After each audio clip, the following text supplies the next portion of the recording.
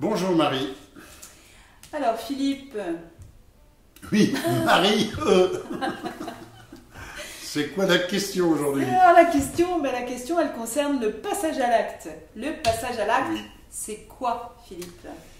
Alors, avant de vous décrire le passage à l'acte, ça n'a rien à voir avec le fait de passer à l'action.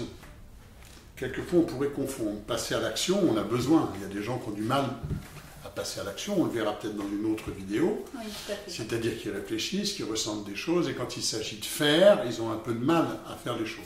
Ça, c'est passage à l'action. Oui. Mais ce n'est pas de ça qu'on va parler aujourd'hui. On va parler de ce qu'on appelle dans nos relations interpersonnelles, en groupe, ou avec un conjoint, ou avec des enfants. C'est ce qu'on va appeler le passage à l'acte. Alors, qu'est-ce que c'est justement? Le passage à l'acte, c'est tout ce que fait un être humain en lieu et place de mettre des mots dans une situation qui ne lui convient pas. D'accord. Alors, comment ça se repère du coup, puisque c'est quelqu'un qui ne met pas de mots? Comment on voit ça? Ça démarre toujours par la passivité.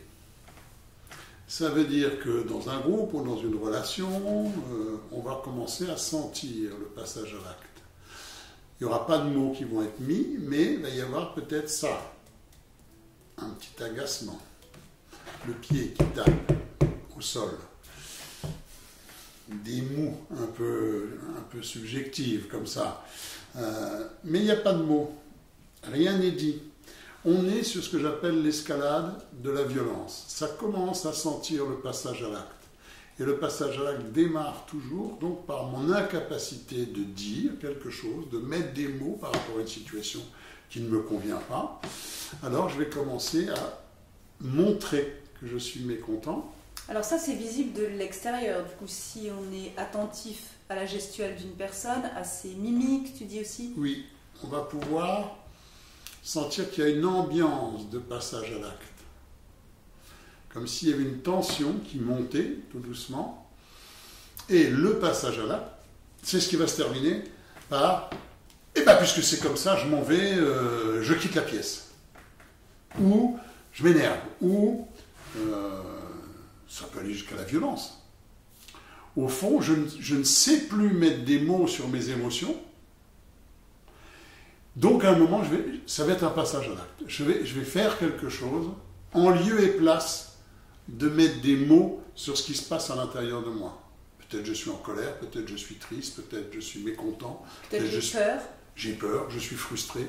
Voilà, des tas de choses qui vont faire que, à un moment, comme je n'ai pas le vocabulaire, comme je n'ai pas pris l'habitude d'être en lien avec mes émotions et de les exprimer, peut-être parce que dans mon passé, quand j'exprimais mes émotions, elles n'étaient pas ou très très peu accueillies ou pas très bien accueillies, alors j'ai perdu l'habitude.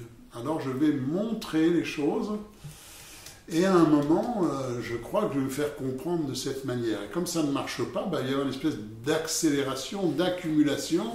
Ça démarre comme ça, puis à un moment, parce que c'est comme ça, je m'en vais. Je quitte la réunion, je quitte l'endroit. Ça, c'est le passage à l'acte. Est-ce que la personne en a conscience à l'intérieur d'elle-même? À ce moment-là, je ne crois pas trop. Je pense que l'énervement, l'accumulation, la colère, l'émotion prend toute la place. Je ne suis plus en capacité de mettre des mots sur ce qui se passe à l'intérieur de moi. Il n'y a plus d'accès à la réflexion à ce moment-là? Non. Et c'est l'action? C'est le côté émotionnel qui prend de la place, qui prend de la place, qui prend de plus. Et tout d'un coup, voilà, tout d'un coup, va y avoir le passage à l'acte. D'accord. Alors ça me fait penser à Alexandre Jardin, que tu as déjà cité dans nos vidéos, et qui avait justement fait un très beau travail. Un très beau travail, pardon, ouais.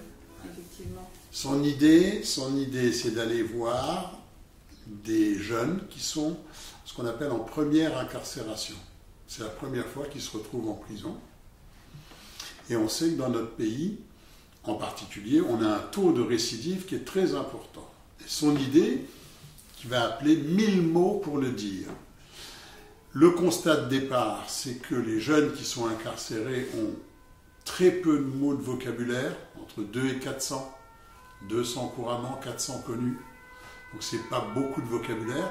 Et quand j'ai pas de mots pour exprimer ce que je ressens, ben on est tout de suite dans la violence, avec les mêmes mots. Des mots, des insultes, nique ta mère, nique ta reine, ce que tu veux, parce que je n'ai que ça. Mais pour toutes mes émotions, j'ai le même vocabulaire, un petit vocabulaire et pas très riche.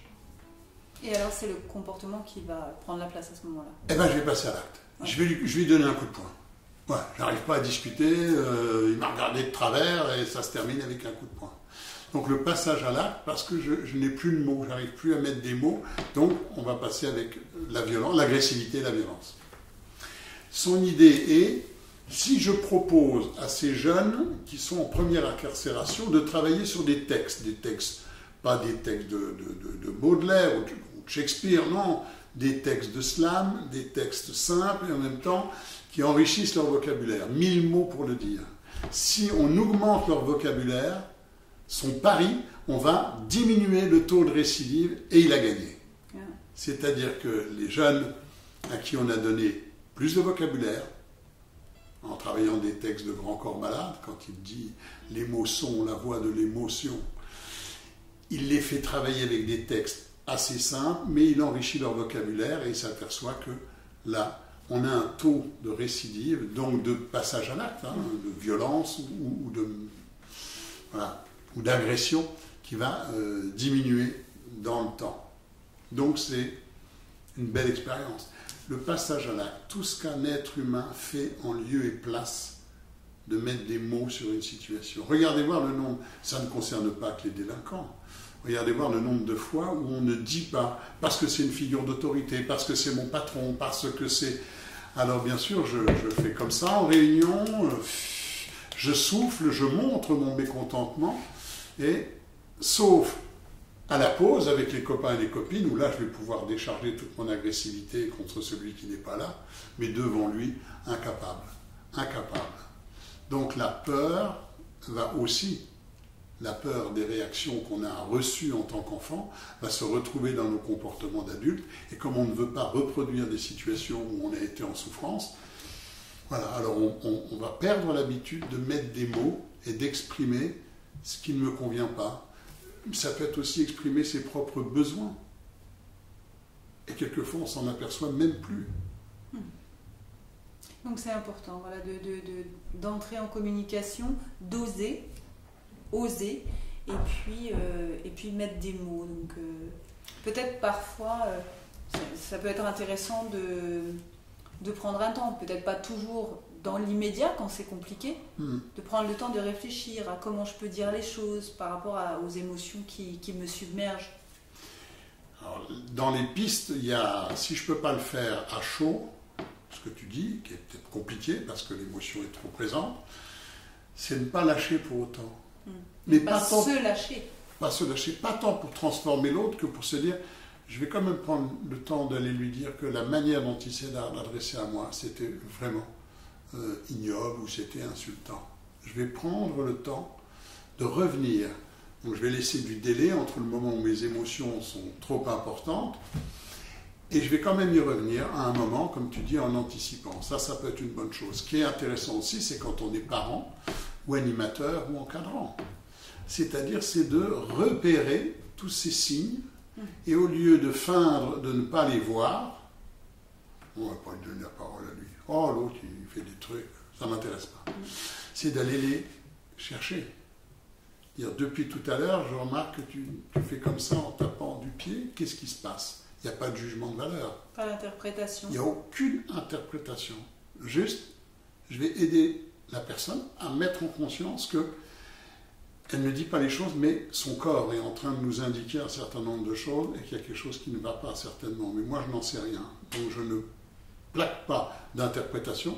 Je reformule en disant, tiens, depuis tout à l'heure, je vois que tu fais comme ça avec la tête. Est-ce qu'il y a quelque chose qui n'est pas clair? Est-ce que tu veux que je revienne sur... Voilà. Ça veut dire qu'en tant qu'éducateur ou en tant qu'enseignant, ça nous invite à être attentifs aux signes, les signes avant-coureurs, ce qui commence à s'accumuler. Est-ce que ça va comme ça? Oui, ça me paraît très clair, c'est très intéressant. Bon, écoute, je ne sais pas quoi dire d'autre. sauf que nous sommes tous en but à des passages à l'acte, à des endroits ou à d'autres. Voilà. Se faire surprendre émotionnellement et ne plus être capable de mettre des mots.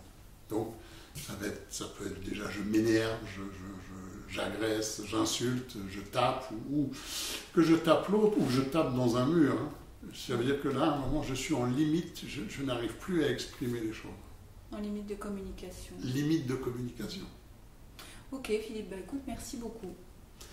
Voilà, donc attention, pour terminer, pas de mélange entre ce qu'on appelle un passage à l'acte, voilà, et le fait de passer à l'action. On reverra peut-être dans une autre vidéo qu'est-ce qui fait que quelquefois, chez certains et dans certains domaines, on a du mal à mettre en œuvre ce qu'on a imaginé ou ce qu'on voudrait. Mais ça, c'est une autre idée. Mais c'est une autre histoire et une autre vidéo. Merci beaucoup. Merci à toi Marie, merci à toutes et à tous, et puis à la semaine prochaine pour une autre vidéo. Au revoir. Au revoir.